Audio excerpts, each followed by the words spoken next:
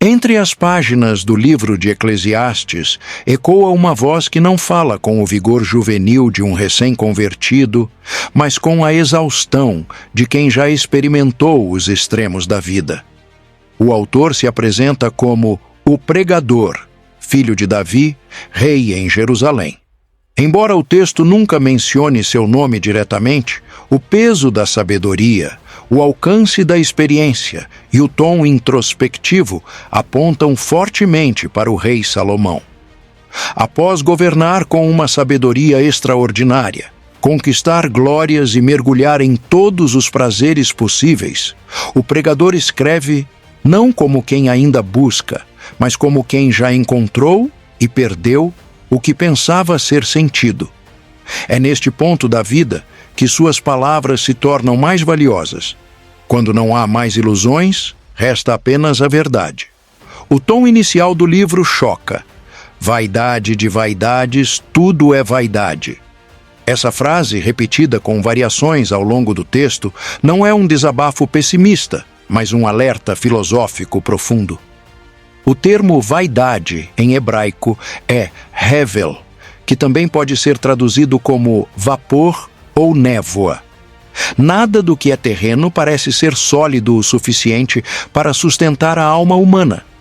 O pregador confronta a fragilidade das realizações humanas, dos projetos pessoais e das conquistas temporárias. O que ele oferece não são respostas rápidas, mas reflexões que incomodam e empurram o leitor para fora da zona de conforto. A jornada do pregador parte de um ponto incomum.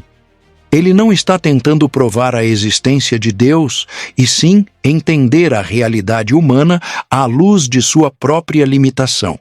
Isso dá ao livro um valor universal, pois ressoa com aqueles que, independentemente de sua fé, sentem o peso da existência e se perguntam: para que tudo isso? Salomão, em toda sua glória, foi o homem mais capacitado para viver as maiores experiências da terra. E é justamente por isso que sua frustração soa tão autêntica. Quando o homem mais sábio e mais rico da história declara que tudo é vazio, a humanidade precisa escutar com atenção redobrada. Ao iniciar sua reflexão com o questionamento sobre o valor do trabalho humano, que proveito tem o homem de todo o seu trabalho que faz debaixo do sol? O pregador introduz um tema que se repetirá ao longo da obra: a aparente inutilidade dos esforços humanos quando desconectados de um propósito eterno. Aqui, o autor não nega o valor do esforço ou da ética, mas expõe a miopia de uma vida focada apenas no que é tangível. O que ele deseja arrancar do leitor não é a esperança, mas a idolatria do agora. É como se dissesse: olhe para além da sua rotina, questione o que você está chamando de sentido. Este primeiro contato com o pregador é essencial para mergulharmos nos demais ensinamentos do livro. Ele não fala como um mestre distante, mas como um velho amigo cansado que já trilhou todos os caminhos e voltou para dizer o que realmente importa. Antes de correr atrás de novos sonhos, ouça quem já os realizou todos e, mesmo assim, encontrou-se diante do silêncio da alma. Essa introdução nos prepara para encarar os próximos dilemas da vida com os olhos mais abertos e o coração menos iludido. Antes de seguirmos adiante com as reflexões intensas que esse antigo rei compartilhou, vale um respiro para algo igualmente importante: acompanhar conteúdos que realmente acrescentam à alma. Se esse tipo de conversa, centrada na sabedoria bíblica com profundidade e verdade, é algo que você valoriza, inscreva-se agora no canal. Tem muito mais vindo por aí, e seria um privilégio ter você por perto a cada novo capítulo dessa caminhada de fé e entendimento. O eco da palavra vaidade ressoa por todo o livro de Eclesiastes como um refrão melancólico e perturbador. O pregador, com suas observações cortantes, destrincha o tecido das nossas maiores certezas: sucesso, conhecimento, poder, prazer e até mesmo a justiça. Tudo isso, sob seu olhar aguçado, parece se desfazer como fumaça. Essa constatação não surge de um niilismo barato, mas da dor honesta de alguém que viveu tudo intensamente e percebeu que nenhum dos caminhos terrenos, por si só, sustentam o peso da alma. A frustração do pregador é, em essência, a frustração da humanidade inteira quando confrontada com a limitação do que é passageiro. Essa vaidade não se refere apenas ao orgulho ou à futilidade, como o uso moderno da palavra pode sugerir. Ela representa a transitoriedade, a falta de permanência e o vazio que acompanha as realizações que não se conectam com o eterno. A vida, conforme descrita por ele, parece uma repetição cansativa de ciclos. O sol nasce e se põe, os ventos sopram em seus circuitos, os rios correm para o mar sem jamais enchê-lo. Há poesia em suas palavras, mas é uma poesia dolorosa, pois nos convida a perceber que, se tudo é apenas isso que se vê, então nada realmente vale a pena. Dentro dessa perspectiva, o pregador se aproxima muito dos dilemas modernos. Vivemos em um tempo em que se busca sentido em produtividade, em conquistas pessoais e na fama instantânea. Eclesiastes desmonta esses alicerces ao mostrar que, mesmo quando se conquista tudo o que o mundo tem a oferecer, permanece uma sensação de incompletude. A alma humana clama por algo mais profundo, mais sólido, mais eterno. A vaidade, aqui, é um espelho que reflete a fragilidade das nossas construções existenciais. A maior dor do texto talvez seja perceber que essa vaidade atinge também as estruturas morais e espirituais. Em sua caminhada, o pregador vê o justo sofrer e o perverso prosperar. Ele observa o sábio morrer como o tolo e os feitos dos grandes serem esquecidos. Essa desconstrução de ilusões é fundamental para que o leitor se desfaça das muletas psicológicas que sustentam sua fé rasa ou sua busca superficial. O pregador não quer destruir a fé, mas levá-la às suas raízes mais profundas, onde só resta Deus, e tudo o mais se mostra insuficiente. Essa alma em conflito que fala através de Eclesiastes não está desistindo da vida, mas está convocando o leitor a vivê-la com mais verdade. Quando ele diz que tudo é vaidade, não está incentivando o desespero, mas revelando o terreno frágil sobre o qual muitos constroem sua identidade. É nesse abismo de significado que começa a possibilidade de reencontro com o verdadeiro propósito. O vazio que ele expõe não é o fim, mas o início da busca por algo que o mundo, com toda sua glória e vaidade, jamais poderá oferecer. Em Eclesiastes, capítulo 3, do versículo 1 ao versículo 8, o pregador apresenta uma das mais conhecidas e citadas passagens da Bíblia. Tudo tem o seu tempo determinado e há tempo para todo propósito debaixo do céu. Essa declaração traz uma virada na narrativa. Depois de questionar o valor de tudo o que é feito debaixo do sol, Salomão revela que há, sim, uma ordem oculta por trás da aparente desordem da vida. O tempo, muitas vezes visto como inimigo, aqui é apresentado como instrumento de propósito divino. Cada estação da vida tem uma função, cada experiência tem uma hora para acontecer. E lutar contra isso é como tentar segurar o vento com as mãos. Essa lista de contrastes, nascer e morrer, plantar e arrancar, matar e curar, chorar e rir, desenha o ciclo completo da existência humana. O pregador não idealiza uma vida só de vitórias, tampouco romantiza o sofrimento. Ele reconhece a complexidade dos dias e a necessidade de aceitar os altos e baixos com humildade. É um chamado para parar de resistir à realidade e aprender a andar em harmonia com o tempo.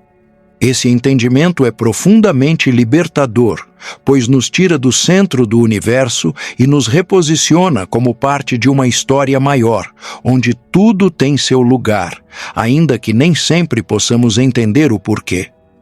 Perceber que há um tempo para cada coisa não elimina a dor dos momentos difíceis, mas oferece um consolo. Eles não são eternos. Da mesma forma, os tempos bons também passam, o que nos convida à gratidão presente. Essa percepção do tempo como ciclo, e não como linha reta, muda profundamente nossa forma de viver. Em vez de lutar para alcançar um ponto fixo, somos chamados a viver com sabedoria cada estação, aproveitando o que ela oferece e aprendendo com o que ela exige. Esse é um antídoto poderoso contra a ansiedade que tanto consome nossa geração. O pregador nos leva a perceber que parte da frustração humana vem da tentativa de acelerar o que só pode acontecer no seu tempo certo.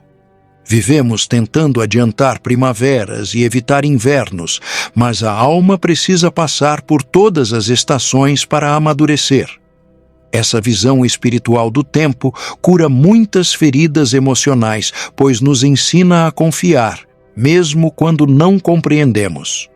O tempo de Deus não é apressado, mas é sempre perfeito. Quando aceitamos isso, nos libertamos da obsessão pelo controle e aprendemos a descansar mesmo em meio ao caos.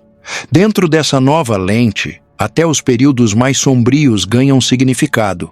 O tempo, que antes era visto como o destruidor de tudo, passa a ser o construtor de um propósito maior. Eclesiastes nos convida a parar de medir a vida por realizações imediatas e começar a enxergá-la como uma tapeçaria sendo tecida com fios invisíveis. Cada fio, mesmo os mais escuros, fazem parte do desenho final. Ao compreender isso, o coração se alinha com o ritmo divino da existência e descobre uma paz que não depende das circunstâncias, mas da confiança no Deus que governa o tempo. Entre os temas que mais provocam inquietação no coração humano está a sede por sabedoria. Desde os tempos antigos, buscar conhecimento era visto como um caminho de elevação, uma trilha que conduzia à vida plena. No entanto, em Eclesiastes capítulo 1, do versículo 16 ao 18, o pregador rompe com essa ideia idealizada ao dizer que, na muita sabedoria, há muito enfado, e o que aumenta o conhecimento, aumenta a tristeza. Essa afirmação parece contraditória à fé cristã, mas não é. Ela é, na verdade, um chamado à maturidade espiritual. Salomão, que pediu sabedoria a Deus e a recebeu em abundância, descobriu que conhecer demais, sem a direção correta, pode se tornar um fardo quase insuportável. O que o pregador revela é que nem todo conhecimento liberta. Saber mais sobre o mundo, suas injustiças, seus ciclos de opressão e sua aparente falta de lógica pode deixar a alma em pedaços. A sabedoria, quando isolada da eternidade, torna-se uma lâmina afiada demais para ser manejada com segurança. O coração que busca respostas para tudo, mas se esquece de que Deus habita o mistério, acaba caindo na armadilha do orgulho ou do desespero. O mesmo entendimento que pode proteger do mal também pode expor a dor do mundo de maneira quase insuportável. Saber sem crer é como acender uma luz forte demais em uma sala cheia de espelhos quebrados. O dilema de Salomão não era a ignorância, mas o excesso de entendimento sem consolo. O peso de enxergar o que os outros não veem o levou a perceber que a sabedoria sem Deus não é suficiente. Ela aponta os problemas, mas não oferece a cura. É como uma lanterna que revela o abismo, mas não constrói a ponte. Por isso, o pregador não rejeita o saber, mas o reposiciona. Ele ensina que a verdadeira sabedoria não é acumular informações, mas discernir o propósito por trás daquilo que se vive. E esse discernimento só nasce quando o coração se curva em reverência diante do Criador. No mundo moderno, onde o acesso ao conhecimento nunca foi tão fácil, as palavras de Eclesiastes soam como um alerta profético. A geração da informação sofre de ansiedade, depressão e vazio existencial. É possível saber muito e, mesmo assim, não encontrar paz. O que falta não é dados, mas direção. O saber que cura é aquele que aponta para algo além do que é visível, algo que não se encontra nos livros, mas no silêncio da presença divina. Quando a sabedoria se alia ao temor do Senhor, ela se torna fonte de vida e não mais motivo de angústia. O pregador nos leva a refletir sobre a motivação que nos move em busca do saber. Estamos estudando para controlar a vida ou para compreendê-la à luz de Deus? Estamos tentando entender tudo para eliminar o medo ou para viver com mais propósito? A sabedoria verdadeira começa quando reconhecemos nossos limites e aceitamos que há perguntas que só terão resposta na eternidade. O coração humilde, que aprende a confiar mesmo sem entender tudo, é o que realmente se aproxima da sabedoria que transforma. Entre os temas mais recorrentes em Eclesiastes está o questionamento do valor real das riquezas. Salomão, um dos homens mais ricos que já pisaram na terra, conheceu o luxo em sua forma mais absoluta. Ele não apenas possuía bens, dominava reinos, recebia tributos de nações e vivia rodeado de tudo o que o dinheiro podia comprar. No entanto, em Eclesiastes capítulo 5, versículo 10, ele sentencia: quem ama o dinheiro jamais dele se fartará. A riqueza, segundo sua análise, é uma sede que nunca se sacia. Quanto mais se tem, mais se quer, e quanto mais se acumula, mais se teme perder. A abundância material, ao contrário do que muitos pensam, pode ser uma prisão bem decorada. O pregador revela que o dinheiro, embora útil e necessário, se torna um ídolo cruel quando passa a ser o centro da existência. Ele observa que os bens materiais trazem consigo preocupações, invejas e noites sem sono. O trabalhador simples, diz ele, dorme em paz, enquanto o rico se inquieta. Esse contraste denuncia um paradoxo. Muitas vezes, quem tem menos vive com mais tranquilidade e quem tem mais vive escravizado por aquilo que possui. A busca por segurança financeira pode se transformar em uma armadilha emocional e espiritual. Ao invés de proporcionar liberdade, a riqueza aprisiona. Outro ponto que Salomão aborda com intensidade é a fragilidade do acúmulo. Ele viu muitos juntarem tesouros ao longo da vida apenas para perdê-los em um momento. Guerras, crises, traições e doenças podem levar tudo embora de uma hora para outra.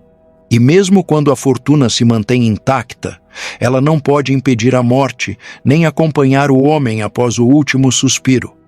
Nu saiu do ventre de sua mãe e nu voltará, afirma o texto. Essa perspectiva confronta diretamente uma sociedade que mede o valor das pessoas por aquilo que elas possuem e não por quem elas são. É importante notar que Salomão não demoniza o dinheiro em si, mas denuncia a ilusão de que ele pode trazer sentido à existência. A verdadeira riqueza, segundo o pregador, não está nos cofres, mas na capacidade de desfrutar, com gratidão, o que se tem hoje. Ele diz que é dom de Deus, quando alguém pode comer, beber e gozar do fruto do seu trabalho com contentamento. Essa sabedoria contraria a lógica do consumo desenfreado e nos ensina a viver com leveza, sabendo que o valor da vida não está nas posses, mas na presença de Deus em cada detalhe. Ao desmontar o mito da riqueza como caminho para a felicidade, o pregador oferece uma visão mais equilibrada da vida. Ele nos lembra que somos mordomos, não donos, e que tudo o que temos é transitório. O coração que aprende a desapegar-se das posses encontra liberdade para amar, servir e confiar. Quando deixamos de colocar nossas esperanças no ouro, começamos a enxergar o brilho eterno da graça divina, que não se corrompe, não se perde e não depende das circunstâncias. Num dos trechos mais intensos de Eclesiastes, o pregador narra sua tentativa deliberada de encontrar sentido por meio do prazer. Em Eclesiastes, capítulo 2, do versículo 1 ao 11, ele descreve como decidiu entregar-se aos prazeres da carne e da alma, construiu jardins, acumulou servos, encheu-se de ouro e prata, buscou a alegria no vinho, cercou-se de música, arte, mulheres e festas. Não faltou nenhum tipo de deleite terreno. Salomão fez do prazer um laboratório, testando se a felicidade poderia ser encontrada na intensidade das sensações. Mas ao final de tudo, sua conclusão foi dura. Eis que tudo era vaidade e correr atrás do vento. O hedonismo, filosofia que coloca o prazer como fim último da vida, é colocado à prova de forma crua e honesta. O pregador não fala como um moralista que observa de longe, mas como alguém que mergulhou de cabeça e voltou com os olhos cheios de lágrimas. Ele experimentou o prazer em sua forma mais pura, sem restrições, e descobriu que o coração humano é um poço mais profundo do que qualquer banquete pode preencher. A alegria, quando desconectada do propósito, se torna efêmera e vazia. O riso, por si só, não cura as feridas mais profundas. A Confissão de Salomão desmascara um dos grandes enganos do mundo contemporâneo, a ideia de que o bem-estar emocional é sinônimo de felicidade plena. Ele mostra que é possível rir enquanto se está perdido, celebrar enquanto se está vazio. O prazer pode anestesiar, mas não cura. Ele pode distrair, mas não salva. O coração humano feito para a eternidade nunca encontrará satisfação completa em experiências temporárias. A alma precisa de mais do que estímulo, precisa de sentido. Mesmo em meio à abundância de deleites, o pregador reconhece que havia um vazio persistente. Nada conseguia manter a alegria por tempo suficiente. O que começava com empolgação, logo se tornava repetitivo, cansativo e sem brilho. Essa confissão é um convite à introspecção. Quantas vezes buscamos preencher o coração com entretenimento, consumo ou conquistas pessoais, apenas para descobrir que o vazio permanece? A busca por prazer é legítima, mas ela não deve ser o fim, e sim o reflexo de uma vida com propósito. A grande lição desse experimento de Salomão é que o prazer, quando está a serviço de um coração cheio de gratidão e temor a Deus, pode ser saudável e abençoador, mas quando se torna o foco da existência, transforma-se em um tirano exigente que nunca se satisfaz. Eclesiastes nos ensina que o prazer verdadeiro nasce quando o coração encontra repouso no Criador. Tudo o que vem depois disso, sejam festas, viagens ou momentos de lazer, será vivenciado com leveza, não como fuga, mas como celebração da vida que vem de Deus. Entre os temas mais perturbadores abordados pelo pregador está a aparente inversão de justiça no mundo. Em Eclesiastes, capítulo 3, versículo 16, ele diz: "Vi ainda debaixo do sol que no lugar do juízo havia impiedade, e, no lugar da justiça, havia iniquidade." Essa observação não é superficial. Ela nasce de uma mente que analisou profundamente as estruturas humanas, os sistemas de governo, as relações sociais e, sobretudo, os dilemas da alma. O que ele encontra é um mundo em que o justo muitas vezes é oprimido e o perverso prospera. Essa realidade incomoda, porque desafia o senso de ordem moral que naturalmente carregamos no coração. Ao notar essa inversão, o pregador não acusa Deus, mas expõe a falência da justiça humana. Ele percebe que os tribunais, as leis e os governantes não são suficientes para manter a equidade. Mais do que isso, ele identifica uma espécie de corrupção existencial que ultrapassa as instituições. É como se a própria criação estivesse manchada, e diante disso a angústia cresce. Se não há justiça aqui, onde está o sentido? O sofrimento dos justos e a exaltação dos ímpios se tornam pedras no caminho da fé, mas também portas para uma fé mais profunda, aquela que não se baseia em recompensas imediatas. Essa crise ética nos leva a questionamentos que ecoam até hoje. Por que pessoas boas enfrentam tragédias, enquanto pessoas más desfrutam de privilégios? Onde está Deus quando os inocentes choram? O pregador não ignora essas perguntas, tampouco oferece respostas simplistas. Em vez disso, ele nos convida a uma visão mais ampla do tempo e do julgamento. Em Eclesiastes capítulo 3, versículo 17, ele afirma com convicção: Deus julgará o justo e o ímpio, porque há um tempo para todo propósito e para toda obra. Ele reconhece que a justiça final não acontece debaixo do sol, mas em outra esfera, no tempo perfeito de Deus. Essa perspectiva muda completamente a maneira como enfrentamos o mal. Ao invés de exigir justiça imediata, somos chamados a confiar em um Deus que vê além do agora. A fé se torna uma âncora quando tudo à nossa volta parece sem sentido. A esperança na justiça divina não elimina a dor, mas nos impede de afundar nela. Eclesiastes não nega a injustiça, ele a encara com coragem e nos convida a não fechar os olhos para ela, mas também a não nos deixarmos consumir por ela. A vida não é justa, mas Deus é. Essa consciência nos conduz a uma maturidade espiritual rara.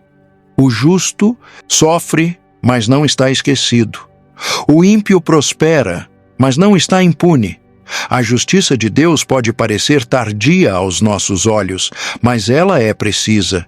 E enquanto vivemos nesse mundo de distorções, podemos encontrar consolo no fato de que há um juiz acima do sol que enxerga cada lágrima e pesa cada atitude. Confiar nisso é o que sustenta o coração que se recusa a ser endurecido pela injustiça. Na era das muitas vozes e das opiniões apressadas, a sabedoria de Eclesiastes sobre o silêncio soa como um sussurro precioso no meio da gritaria. Em Eclesiastes capítulo 5, versículo 2, o pregador adverte: Não te precipites com a tua boca, nem o teu coração se apresse a pronunciar palavra alguma diante de Deus. Essa instrução, simples à primeira vista, carrega uma profundidade que desafia o modo como nos comunicamos, não apenas com os outros, mas também com o próprio Criador. Falar demais, especialmente sem entendimento, pode ser uma forma sutil de vaidade. O silêncio, no contexto bíblico, não é ausência de palavras, mas presença de reverência. O pregador nos ensina que há momentos em que calar é mais sábio do que argumentar. Isso vale para as conversas com os homens, mas principalmente nas conversas com Deus. Muitas vezes nos aproximamos dele com discursos prontos, promessas vazias ou exigências emocionais. Esquecemos que estamos diante do Santo, aquele que pesa corações. O silêncio, portanto, é uma forma de adoração, um espaço onde o orgulho cede lugar à escuta humilde. O barulho excessivo, inclusive o espiritual, pode ser uma cortina de fumaça para esconder inseguranças, ansiedades ou até mesmo incredulidade. Quando falamos sem pensar, quando opinamos sem refletir, revelamos não apenas imprudência, mas uma visão inflada de nós mesmos. O pregador alerta contra os votos impensados, aquelas promessas feitas a Deus no calor da emoção e esquecidas logo após. O uso irresponsável das palavras torna-se um pecado não apenas contra os outros, mas contra o próprio coração, que vai se enchendo de ruído e se afastando da verdade. Num mundo onde todo mundo tem algo a dizer, o verdadeiro sábio é aquele que sabe quando calar. O silêncio revela domínio próprio, sensibilidade e temor. Ele não é vazio, mas cheio de discernimento. É no silêncio que a alma encontra espaço para ouvir o que realmente importa. O barulho nos distrai, mas o silêncio nos desperta. Salomão, ao experimentar tantas expressões humanas, descobre que há mais poder numa pausa do que em 1000 discursos. E esse poder vem do reconhecimento da nossa pequenez diante da grandeza divina. Essa reflexão sobre o valor do silêncio não é um chamado ao isolamento, mas à consciência. Falar com sabedoria, orar com reverência e ouvir com atenção são marcas de maturidade. O pregador nos ensina que as palavras devem ser medidas, não apenas faladas, e, acima de tudo, que o silêncio, quando é fruto de um coração que teme a Deus, se torna uma oferta preciosa, mais valiosa do que sacrifícios feitos sem entendimento. Calar-se diante de Deus é reconhecer que Ele é Deus, e nós somos apenas pó. A força das palavras é tema recorrente em diversos textos bíblicos, mas em Eclesiastes ela aparece com uma sobriedade que denuncia seu poder oculto. Em Eclesiastes capítulo 10, versículo 12 ao 14, Salomão afirma que as palavras da boca do sábio são cheias de graça, mas os lábios do tolo o devoram. Aqui, o pregador mergulha na realidade do discurso humano, revelando que a fala, ao invés de ser algo neutro, carrega vida ou morte. A linguagem é uma arma, e como toda arma, pode proteger ou ferir. Usar as palavras com sabedoria é um dos maiores sinais de maturidade espiritual. O que Salomão denuncia é a facilidade com que o tolo se entrega à verborragia. Ele fala demais, julga sem saber, promete sem pensar, fere sem perceber. Por outro lado, o sábio entende que cada palavra é uma semente lançada no solo do coração alheio. Pode florescer em consolo e encorajamento ou gerar espinhos de dor e divisão. As palavras constroem pontes ou cavam abismos, dependendo do espírito com que são ditas. O pregador não trata isso como algo trivial. Para ele, a fala inconsequente é vaidade, uma vaidade perigosa. Mais do que isso, Salomão observa que o falar do tolo se torna autodestrutivo. Suas muitas palavras não apenas ferem os outros, mas o colocam em situações embaraçosas, em erros de julgamento e até em ruína. O tolo se perde na própria língua. Isso nos leva a entender que muitas vezes a sabedoria consiste em saber o que não dizer. Em um tempo onde todos se expressam o tempo todo, quem refreia a língua carrega uma força rara. Controlar a fala não é reprimir-se, é dominar-se. E esse domínio vem do temor a Deus. O pregador também nos lembra de que as palavras têm peso diante de Deus. Em outro momento, ele adverte contra os votos e promessas feitas de forma leviana. Não se trata apenas de ser honesto, mas de ser responsável com o que se diz. No relacionamento com o próximo e com o Criador, a palavra deve ser sim, sim, não, não. Tudo o que passa disso, diz Jesus em Mateus capítulo 5, versículo 37, vem do maligno. A coerência entre o que se diz e o que se vive é o que dá às palavras seu verdadeiro valor. Por fim, Eclesiastes nos convida a tratar a linguagem com reverência. Falar não deve ser automático, mas intencional. Cada palavra é uma construção ou uma demolição.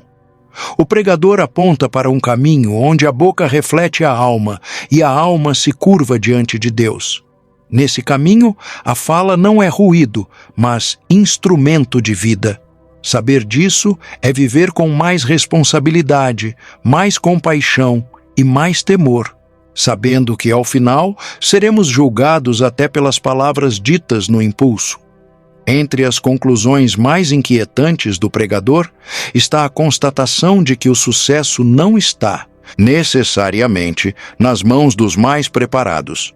Em Eclesiastes capítulo 9, versículo 11, ele declara: "Voltei-me E vi debaixo do sol que não é dos ligeiros o prêmio da carreira, nem dos valentes a vitória na batalha, nem tampouco dos sábios o pão, nem dos prudentes a riqueza, nem dos inteligentes o favor, mas que o tempo e a sorte ocorrem a todos. Essa observação vai contra a lógica meritocrática, que tanto se exalta, especialmente em tempos modernos. Salomão nos convida a perceber que há um elemento invisível, o fator surpresa, que muda os rumos da existência humana. Essa declaração não é um apelo ao conformismo, nem uma negação do valor do esforço. O que o pregador denuncia é a ilusão de controle absoluto. Mesmo os mais preparados podem falhar, mesmo os mais fortes podem perder. Há variáveis que fogem completamente à nossa capacidade de previsão, e ignorá-las é viver com uma fé frágil. Ao revelar que o tempo e o acaso alcançam a todos, Salomão está nos preparando para a humildade. Ele nos ensina a planejar com sabedoria, mas também a depender com confiança. Há forças maiores do que a competência humana operando silenciosamente por trás dos bastidores da vida. O entendimento dessa verdade nos liberta de uma ansiedade corrosiva. Muitos vivem tensos, tentando garantir todos os resultados por meio de desempenho e estratégia. Mas o pregador nos convida a respirar fundo e aceitar que nem tudo depende de nós. Isso não nos torna irresponsáveis, mas nos reposiciona como criaturas diante do Criador. A vida não é uma equação previsível, e isso, longe de ser desesperador, pode se tornar um espaço de fé e entrega. Quando entendemos que o inesperado também faz parte do plano, passamos a viver com mais leveza e confiança. A surpresa da vida, que muitas vezes nos desconcerta, também pode ser uma expressão da graça divina. Quem nunca esperou e recebeu? Quem já não viu portas se abrirem onde não havia caminho? Salomão, com toda a sua sabedoria e poder, reconheceu que até o mais poderoso pode ser surpreendido. E essa consciência o levou a valorizar não apenas a preparação, mas a dependência. Saber que não controlamos tudo pode ser assustador no início, mas logo se transforma em alívio. Afinal, não estamos sozinhos no comando. Essa visão nos desafia a viver com responsabilidade, mas sem idolatria do controle. Planejar é sábio, mas confiar é essencial. O coração que entende que a corrida não é garantida aos velozes encontra espaço para descansar mesmo quando as coisas saem do esperado. E nesse descanso nasce uma nova forma de viver, com fé, flexibilidade e sensibilidade ao tempo e à vontade de Deus, o único que realmente governa todas as surpresas. Ao longo de Eclesiastes, o pregador distingue dois tipos de sabedoria que, embora semelhantes na aparência, seguem direções opostas: a sabedoria popular e a sabedoria divina. Em Eclesiastes, capítulo 7, versículo 23 ao 25, ele escreve: Tudo isto experimentei pela sabedoria. Dizia comigo, saberei mais, mas a sabedoria ainda estava longe de mim. Essa confissão revela a limitação da inteligência humana e a frustração de quem tentou, com a mente, alcançar os segredos mais profundos da vida. A sabedoria dos homens, quando desconectada da revelação divina, leva ao cansaço, não à paz. A sabedoria popular é construída com base em ditados, experiências comuns e observações da realidade. Ela pode oferecer conselhos úteis, mas tem um limite: não alcança o eterno. Já a sabedoria divina nasce do temor ao Senhor, como está escrito em Provérbios capítulo 9, versículo 10. O temor do Senhor é o princípio da sabedoria. Essa sabedoria não depende de lógica humana, mas de submissão espiritual. É uma sabedoria que contradiz muitas vezes a voz do mundo, mas que permanece firme mesmo quando tudo mais falha. Salomão, após tentar entender todas as coisas pelo raciocínio, percebe que há mistérios que só se compreendem com o coração reverente. O conflito entre essas duas formas de sabedoria é real. A sabedoria popular, por exemplo, diz que devemos buscar nossa felicidade acima de tudo. Já a sabedoria de Deus ensina que, às vezes, a renúncia e a obediência trazem frutos mais duradouros. A sabedoria humana recomenda evitar o sofrimento a qualquer custo, mas a sabedoria divina revela que há aprendizado e crescimento mesmo nas aflições. O pregador reconhece que o senso comum pode parecer sensato, mas frequentemente falha em lidar com as crises mais profundas da alma. Essa distinção é essencial em tempos onde o senso comum ganha força nas redes sociais, nos conselhos de autoajuda e nas filosofias de vida modernas. Salomão nos adverte que viver guiado por máximas humanas pode parecer confortável no início, mas leva à frustração quando o sofrimento bate à porta.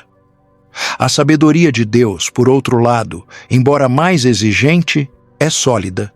Ela ensina o caminho do meio, do equilíbrio, da profundidade.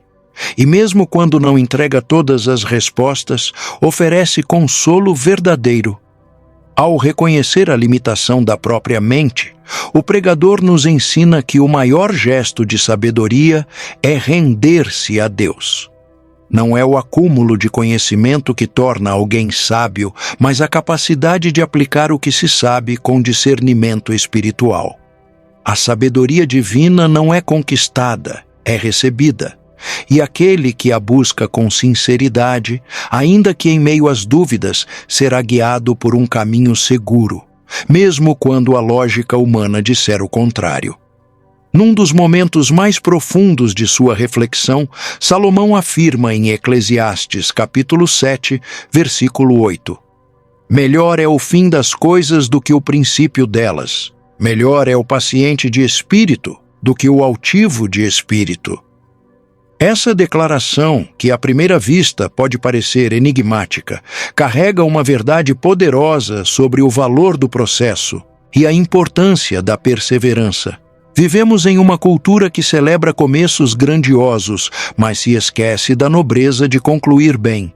O pregador, com a sobriedade de quem já viu muitos inícios se perderem no meio do caminho, nos convida a valorizar o fim, não como encerramento, mas como plenitude. Começar algo é fácil, empolga, inspira, move. Mas o fim revela quem realmente somos. A constância ao longo da caminhada, a capacidade de resistir às frustrações, o compromisso com o que se começou, tudo isso é revelado quando o entusiasmo inicial desaparece. O fim não é apenas o destino final, mas o reflexo da jornada. Muitos projetos, relacionamentos e ministérios começaram bem, mas se perderam pela falta de paciência, humildade ou fidelidade. Salomão nos adverte: não se impressione com começos brilhantes, mas observe como tudo termina. Esse princípio se aplica à vida como um todo. A juventude pode ser cheia de energia, mas é na maturidade que o caráter é forjado. O pregador quer nos ensinar a olhar para além do momento presente, enxergando a vida com olhos eternos. O fim das coisas revela se vivemos com propósito ou apenas nos movemos por impulso. E quando ele fala sobre paciência, está revelando que a alma que persevera, mesmo quando não vê resultados imediatos, é mais sábia do que aquela que age com pressa e orgulho. Ao valorizar o fim, o texto nos convida a cultivar a perseverança como virtude espiritual. A fé não é medida apenas pelo fervor inicial, mas pela permanência em meio às tempestades. Jesus mesmo afirmou em Mateus capítulo 24, versículo 13: Mas aquele que perseverar até ao fim, esse será salvo.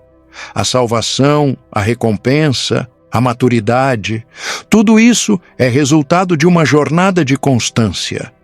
O fim das coisas não é trágico para quem caminhou com fidelidade. É o momento da colheita, da revelação e da glória. Aprender a olhar para o fim é viver com sabedoria. Isso muda nossas escolhas, nossas prioridades e nossa forma de lidar com as provações.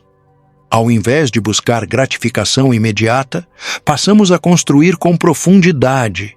Cada decisão passa a ser feita à luz do seu impacto final. E nesse olhar para a frente, encontramos não apenas direção, mas esperança. O fim das coisas revela o valor da jornada. E para aqueles que caminham com Deus, esse fim sempre aponta para a eternidade. No capítulo 12 de Eclesiastes, Salomão nos conduz a uma reflexão solene sobre o tempo que parece mais distante da morte, a juventude. Ele escreve com urgência no versículo 1: Lembra-te do teu Criador nos dias da tua mocidade, antes que venham os maus dias. Essa advertência é especialmente poderosa porque parte de um homem que teve tudo o que a juventude podia desejar: vigor, beleza, sabedoria, poder e prazer. E mesmo assim, percebeu o quanto tudo isso é vaidade se não estiver conectado ao propósito eterno. A juventude, que tantos veem como tempo de liberdade, é, na verdade, um campo de semeadura decisivo. O jovem se sente invencível, como se o tempo estivesse sempre a seu favor. Mas o pregador revela que há um engano cruel nessa sensação de imortalidade. Ele descreve poeticamente o processo de envelhecimento, os olhos que se escurecem, os braços que tremem, os ouvidos que se fecham, os desejos que enfraquecem. Ao fazer isso, Salomão não quer deprimir, mas despertar. A mocidade é o momento ideal para cultivar raízes profundas em Deus. Esperar os dias difíceis para buscá-lo é como tentar construir abrigo em meio à tempestade. Essa advertência não é contra aproveitar a juventude, mas contra desperdiçá-la. Muitos gastam essa fase correndo atrás de reconhecimento, prazeres passageiros ou realizações que não resistem ao teste do tempo. O pregador não diz que o jovem não deve se alegrar, mas aconselha: alegra-te, jovem, na tua mocidade, mas sabe que por todas essas coisas Deus te trará a juízo. Eclesiastes, capítulo 11, versículo 9. Há espaço para celebração, mas também para consciência. A alegria verdadeira é aquela que não precisa se esconder da presença de Deus. Salomão aponta para a juventude como uma oportunidade sagrada, não uma fase descartável. É nesse tempo que o caráter é moldado, que as escolhas fundamentais são feitas e que a alma se forma para o futuro. Quando o jovem coloca Deus no centro de sua jornada desde cedo, ele evita muitos atalhos perigosos e constrói uma vida que resiste às crises inevitáveis da existência. O Criador não deseja reprimir a juventude, mas guiá-la. E essa direção só é possível quando há lembrança, temor e entrega. Ao falar da vaidade da juventude, o pregador nos oferece uma lente de sabedoria. O tempo passa mais rápido do que se imagina, e tudo o que parece eterno na juventude pode se dissipar em um instante. Lembrar-se do Criador enquanto o vigor ainda está presente é escolher o caminho da profundidade. É preparar o coração para os dias que virão e encontrar um propósito que resiste às rugas, às perdas e ao silêncio que o tempo inevitavelmente trará. E é nessa lembrança que a juventude encontra sua beleza mais duradoura. Poucos textos bíblicos abordam a morte com tanta sobriedade e clareza quanto o livro de Eclesiastes. Em Eclesiastes, capítulo 9, versículo 5, lemos: Os vivos sabem que hão de morrer, mas os mortos não sabem coisa nenhuma. Salomão não trata o fim da vida com misticismo, tampouco com medo. Ele a encara como uma realidade inescapável, um destino comum a todos os homens, justos ou ímpios, sábios ou tolos, ricos ou pobres. A morte nivela a existência, desmontando as ilusões de superioridade e expondo a fragilidade de toda a glória humana. Esse reconhecimento da morte não tem o objetivo de gerar desespero, mas de conduzir à sobriedade. Quando o homem se lembra de que é pó, como afirma Gênesis capítulo 3, versículo 19, ele passa a viver com mais humildade e menos arrogância.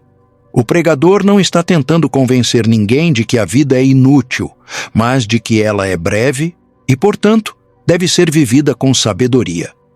Negar a morte é negar a realidade. Enfrentá-la é abrir espaço para uma vida mais autêntica e intencional.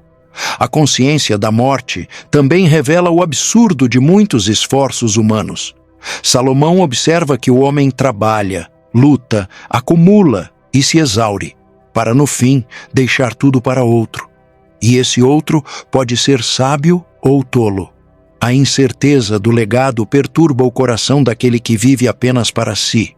Por isso, o pregador insiste em que se aproveite cada momento com sabedoria, reconhecendo que o tempo é um presente e que cada dia vivido é uma oportunidade única.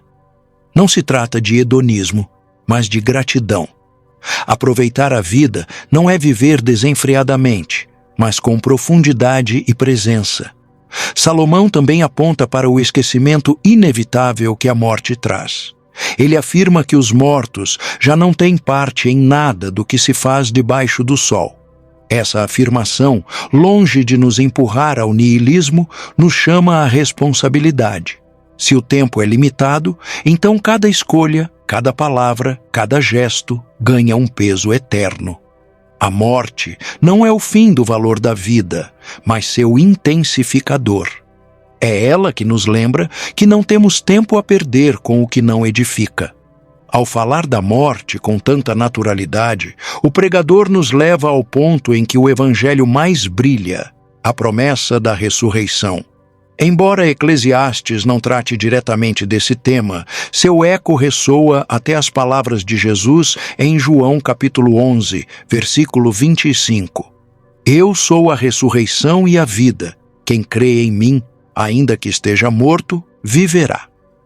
Encarar a morte como parte da vida é necessário, mas somente em Cristo encontramos a vitória sobre ela. Salomão nos ensina a viver bem, mesmo sabendo que vamos morrer. Jesus, porém, nos convida a viver com a esperança de que a morte não terá a última palavra. Depois de tantos questionamentos, observações e reflexões, Salomão começa a revelar o fio condutor que sustenta tudo o que escreveu. Em Eclesiastes capítulo 12, versículo 13, ele declara: de tudo o que se tem ouvido, a suma é: teme a Deus e guarda os seus mandamentos, porque isto é o dever de todo homem. Aqui, o pregador não oferece uma resposta simplista para as complexidades da vida, mas uma âncora. Em meio a um mundo de vaidade e incertezas, o temor ao Senhor surge como o eixo central que devolve sentido ao caos. Temer a Deus, na tradição bíblica, não é ter medo dele, mas viver com reverência, respeito e submissão à sua autoridade. É reconhecer que ele é Deus e nós não somos, que sua sabedoria é maior que a nossa e que seu plano transcende a nossa compreensão. Esse temor é o que impede o homem de se perder em sua própria arrogância. Quando o coração se curva diante do Criador, a vida começa a se alinhar com o propósito. O caos não desaparece, mas ganha contornos compreensíveis dentro do plano divino.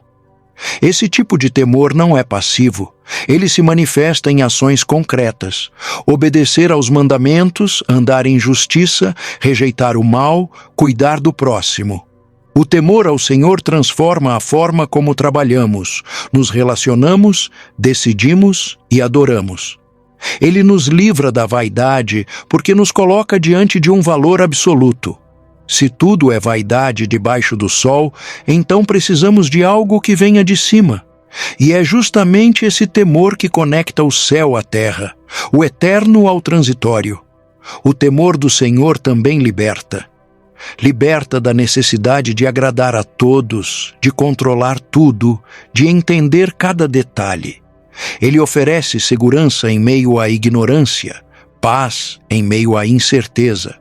Quando tememos a Deus, podemos descansar mesmo quando a vida parece sem sentido, porque sabemos que há um sentido maior, ainda que oculto.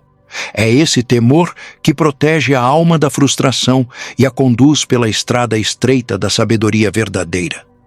Salomão encerra sua busca com essa certeza. O único caminho seguro é viver com temor e obediência. Tudo o mais, riqueza, prazer, sabedoria humana, sem esse fundamento, desmorona. O temor do Senhor é o começo do entendimento, o alicerce da vida espiritual, a chave que abre a porta para a verdadeira paz. Não é um fardo, mas uma bênção. E quem o cultiva encontrará sentido mesmo em um mundo que parece não ter direção.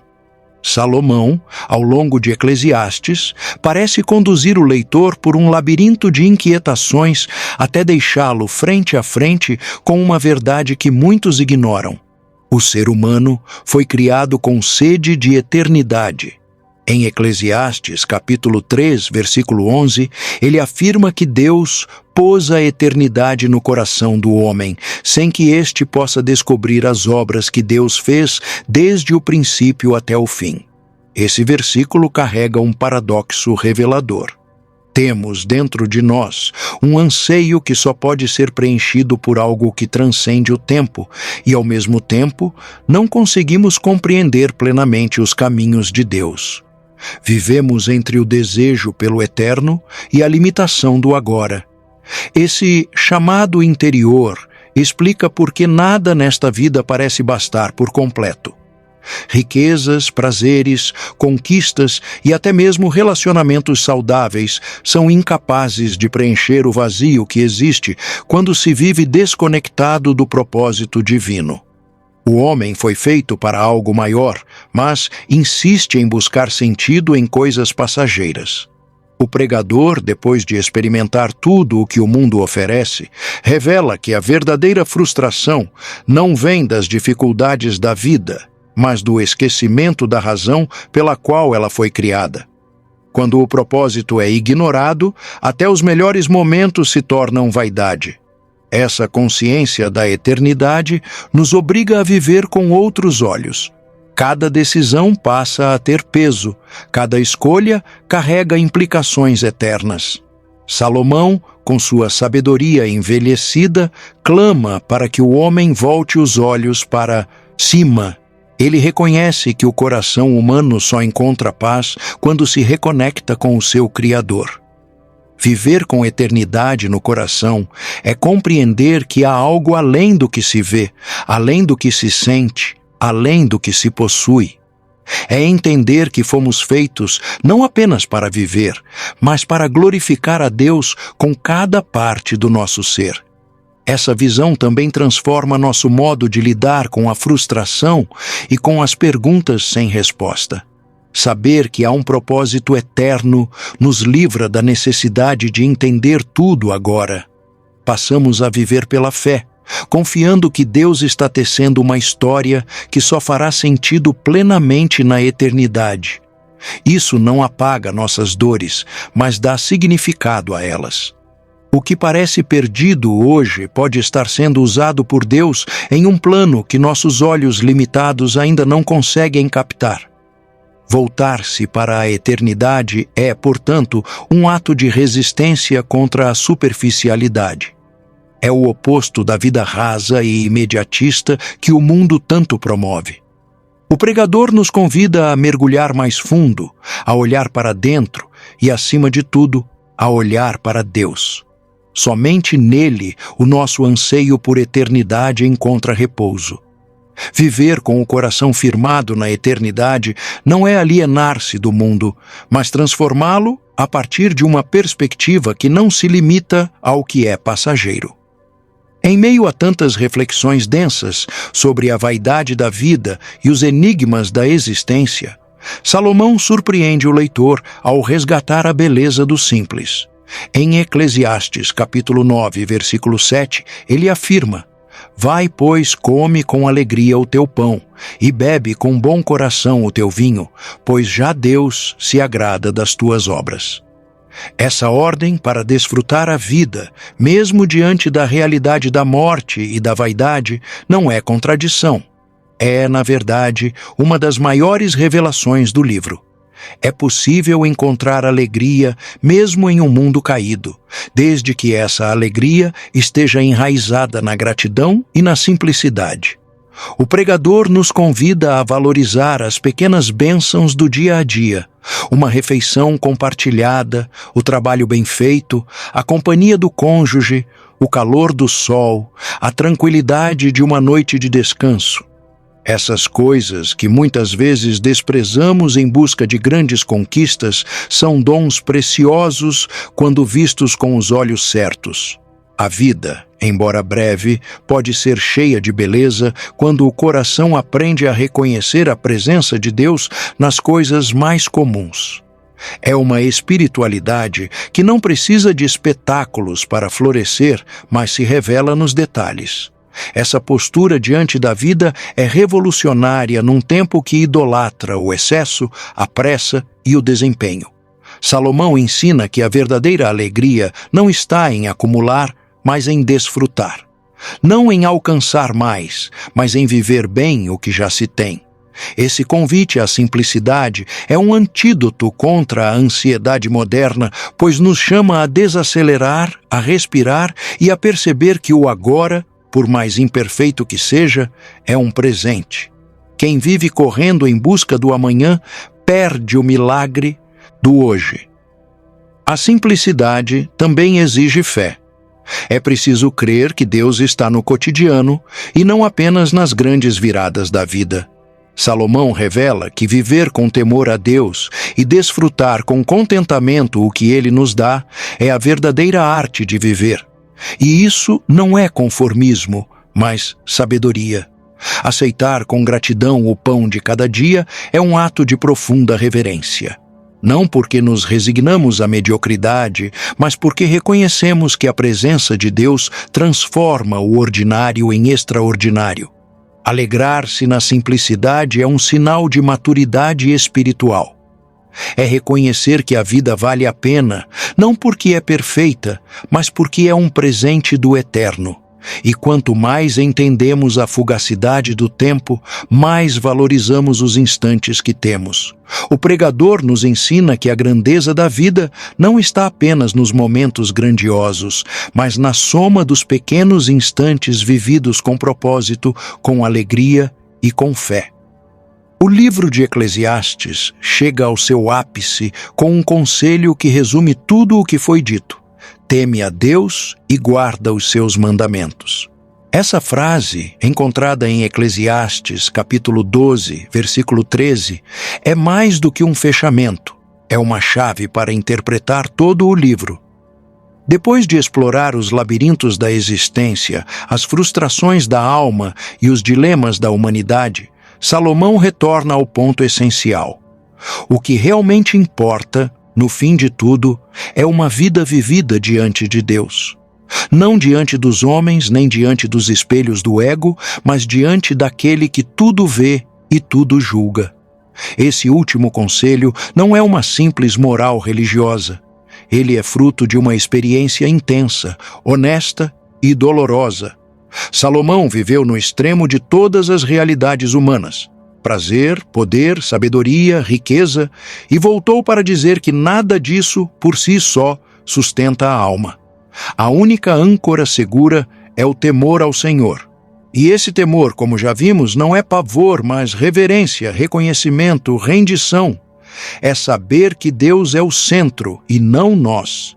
Que a vida só encontra coerência quando orbitamos em torno do Criador. Guardar os mandamentos é consequência natural desse temor. Não se trata de legalismo, mas de resposta amorosa. Quem teme a Deus passa a viver de forma diferente. Suas escolhas refletem outra perspectiva. Seus valores se alinham ao eterno. O pregador ensina que isso é o dever de todo homem, não como obrigação opressiva, mas como desígnio natural. O ser humano foi criado para viver em comunhão com Deus. Quando essa ligação se rompe, tudo se torna vaidade. Mas, quando é restaurada, até o que parecia sem sentido ganha novo brilho. Eclesiastes não termina com desesperança, mas com uma convocação à verdade. Diante da brevidade da vida, da certeza da morte e da falência dos sistemas humanos, resta uma escolha: temer a Deus e viver sob sua vontade. Esse é o caminho da sabedoria, o único que atravessa o tempo e alcança a eternidade. Tudo o que é construído fora desse eixo está fadado ao esquecimento. Mas tudo o que é feito com reverência e obediência ecoa para além do sol. Ao fechar o livro, Salomão nos deixa diante de um espelho espiritual. A pergunta não é o que temos, o que sabemos ou o que sentimos, mas a quem pertencemos. O que realmente importa quando tudo acaba é se vivemos para o que foi eterno desde o início. E esse eterno tem um nome: o Senhor Deus. Que cada um que lê Eclesiastes possa sair não apenas com perguntas, mas com uma nova postura de reverência, de obediência e de sabedoria que vem do alto. A sabedoria de Eclesiastes continua falando forte, mesmo depois de tantos séculos, e cada um de nós tem algo a acrescentar a essa conversa. Escreva nos comentários o que mais tocou o seu coração neste ensinamento e compartilhe este vídeo com alguém que precisa reencontrar o sentido da vida. E antes de sair, inscreva-se no canal. Sua presença aqui faz toda a diferença para que essa mensagem continue alcançando e fortalecendo vidas.